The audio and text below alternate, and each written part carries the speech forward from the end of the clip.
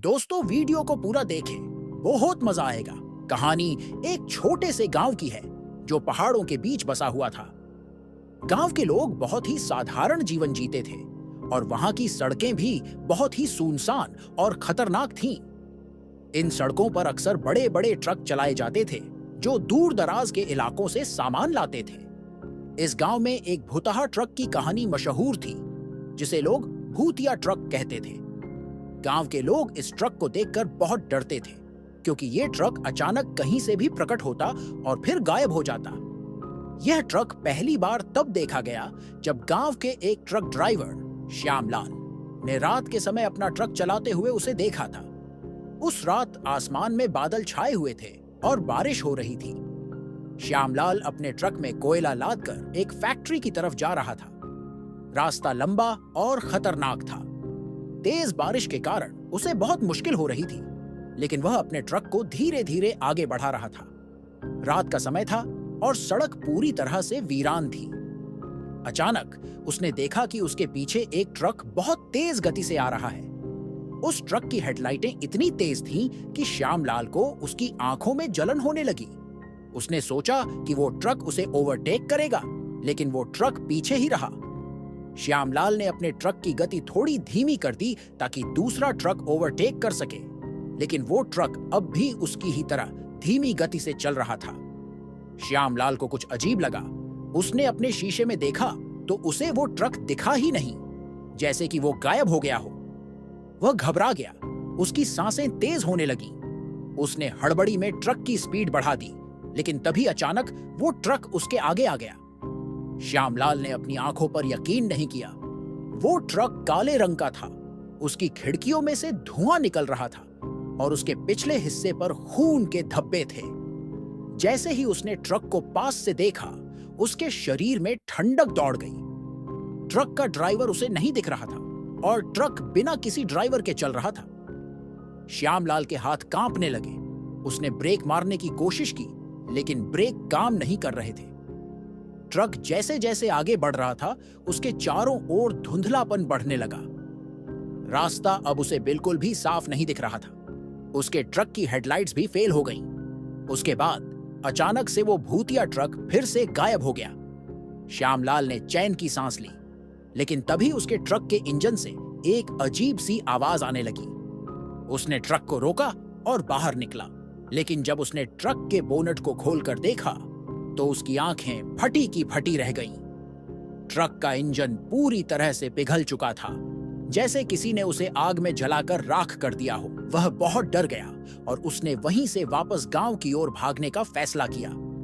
जैसे ही वो अपने ट्रक में बैठने गया, अचानक से उसके चारों ओर अजीब सी सिसकियों की आवाजें आने लगीं। उसने इधर उधर देखा, लेकिन उसे कोई दिखाई नहीं दिया। उसे ऐसा महसूस हो रहा था कि कोई उसके बेहद करीब खड़ा है। उसकी धड़कनें तेज हो गईं और वो ट्रक में बैठने की हिम्मत नहीं कर पा रहा था। तभी अचानक उसे अपने कान के पास किसी के फुसफुसाने की आवाज आई, तुम भी अब हमारे साथ हो।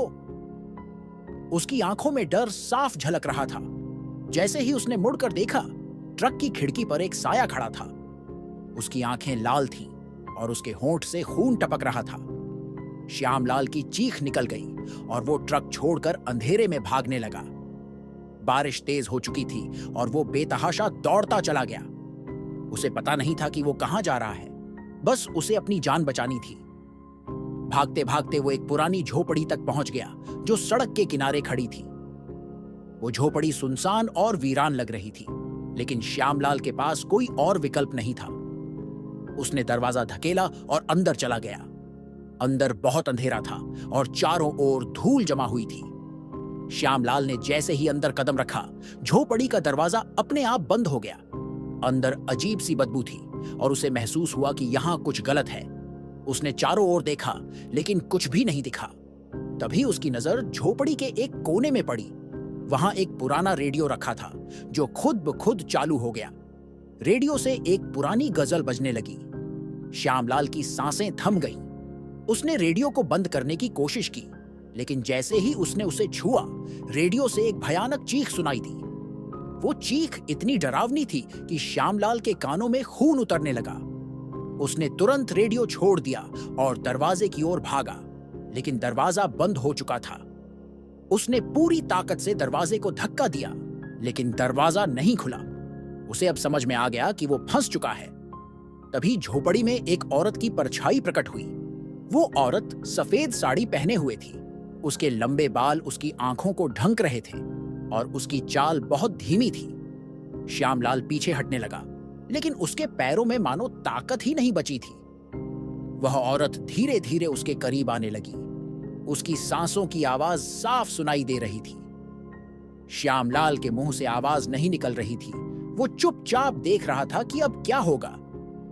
वो औरत उसके करीब आई और उसकी आंखों में झांकते हुए बोली, तुमने हमें क्यों परेशान किया? श्यामलाल कुछ बोल नहीं पाया। उस औरत ने अपना हाथ उसकी तरफ बढ़ाया और उसकी गर्दन को पकड़ लिया। उसकी पकड़ इतनी मजबूत थी कि श्यामलाल को सांस लेने में तकलीफ होने लगी। उसकी आंखों के सामने अंधेरा छाने लगा और वो बेहोश हो गया। जब श्यामलाल को होश आया तो वो अस्पताल के बिस्तर पर था।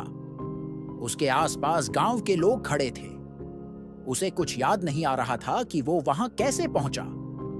गांव वालों ने बताया कि उसे जंगल में बेसुध पाया गया था और उसका ट्रक कहीं नहीं मिला।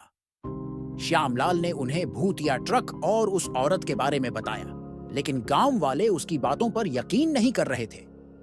उन्होंने इसे उसका वहम मान लिया, लेकिन श्यामलाल जानता था कि उसने जो देखा था वो सच था। वो भूतिया ट्रक और वो औरत असल में थे। इसके बाद श्यामलाल ने कभी रात में ट्रक नहीं चलाया और वह गांव छोड़कर कहीं और बस गया। लेकिन गांव में अभी भी लोग उस भूतिया ट्रक को देखते हैं जो अचानक प्रकट होता है और फिर गायब हो जाता है। लोग कहते हैं कि जो भी उस ट्रक के पीछे पड़ता है वो कभी वापस नहीं आता। श्यामलाल के गांव छोड़ने के बाद भी उस भूतिया ट्रक की कहानियां खत्म नहीं हुई। गांव में कई और घटनाएं होने लगीं जो इस भूतिया ट्रक से जुड़ी थीं। कुछ लोग दावा करते थे कि उन्होंने आधी रात को सुनसान सड़क पर इस ट्रक को देखा, जबकि कुछ कहते कि उन्होंने उसमें सवार भूतों की परछाइयां देखी हैं। गांव के कई लोग इन घटनाओं के बाद सड़क के उस हिस्से से गुजरने से कतराने लगे थे। कुछ महीनों बाद गांव में एक और भयानक घटना घटी। रमेश, जो एक और ट्रक ड्राइवर था, वह भी रात के समय उसी रास्ते से गुजर रहा था। उसे श्यामलाल की कहानी पता थी, लेकिन उसने इसे महज एक कहानी समझा था और कभी ज्यादा ध्यान नहीं दिया। एक रात जब वह शहर से माल लाकर गांव की ओर जा रहा था, तभी उसकी गाड़ी के सामने अचानक से वही काला ट्रक प्रकट हो गया।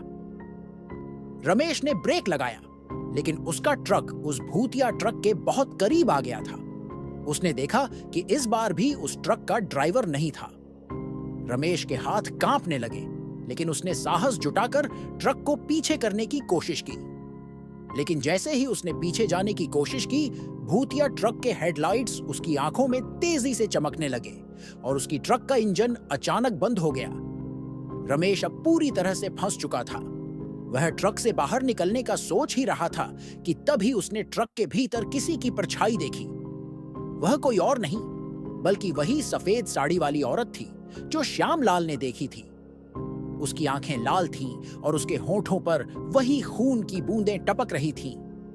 रमेश ने दरवाजा खोलकर बाहर कूदने की कोशिश की, लेकिन जैसे ही उसने ट्रक का दरवाजा खोला, वह औरत तेजी से उसकी ओर बढ़ने लगी। रमेश को लगा कि उसका अंत आ गया है। उसके पैरों ने उसे धोखा देना शुरू कर दिया और वह वहीं पर गिर गया। वह औरत उसके करीब आई और उसकी ठंडी सांसें रमेश के चेहरे पर महसूस होने लगीं। उसके दिल की धड़कनें इतनी तेज थीं कि वह किसी भी पल रुक सकती थी। औरत ने उसके कान के पास आकर धीरे से कहा, तुम भी हमारे शिकार बनोगे? रमेश की आंखों के सामने सब कुछ धुंधला होने लगा। वह बेहोश हो गया। जब उसे होश आया तो वह भी उसी जंगल में पड़ा था जहां श्यामलाल मिला था। उसके ट्रक का कोई निशान नहीं था और उसके शरीर पर अजीब से घाव थे। गांव वालों ने उसे अस्पताल पहुंचाया, लेकिन वह भी श्यामलाल की तरह सदमे में था। उसने उस औरत और भूतिया ट्रक की कहानी सबको सुनाई, लेकिन फिर से कोई भी उसकी बातों पर यकीन नहीं कर रहा था। अब तक गांव में यह मान्यता बन चुकी थी कि जो भी रात के समय उस सड़क से गुजरता है, वह कभी सुरक्षित वापस नहीं आता। गांव के बड़े बुजुर्गों ने बताया कि कई साल पहले उस सड़क पर एक भीषण दुर्घटना हुई थी, जिसमें एक ट्रक बुरी तरह से जल गया था। ट्रक में सवार सभी लोग उसी जलती हुई गाड़ी में मारे गए थे। लोगों का मानना था कि वही आत्माएं अब उस ट्रक में सवार होकर लोगों को परेशान करती हैं। इस कहानी के बाद गांव के लोग उस सड़क को भुलाने की कोशिश करने लगे। उन्होंने एक नए रास्ते का निर्माण शुरू कर दिया ताकि वे भूतिया ट्रक से बच सके। लेकिन कुछ लोगों का कहना था कि वह ट्रक अब भी कभी-कभी रात के अंधेरे में दिखाई देता है। वह ट्रक न जाने किसके लिए मौत का संदेशवाहक है और कौन उसका अगला शिकार बनेगा। कहानी यहीं खत्म नहीं होती, क्योंकि उस भूतिया ट्रक की सच्चाई आज तक किसी को नहीं पता। अगर ये वीडियो अच्छा लगा हो तो लाइक करें, अपने दोस्तों के साथ शेयर करें और ऐसे ही वीडियो के लिए चैनल को सब्सक्राइब करें। धन्यवाद। अगर दोस्तों आपको गेमिंग वीडियो देखना पसंद है तो हमारे दूसरे चैनल प्ले ऑफ गोस्टर को सब्सक्राइब कर सकते हैं। लिंक डिस्क्रिप्शन में है।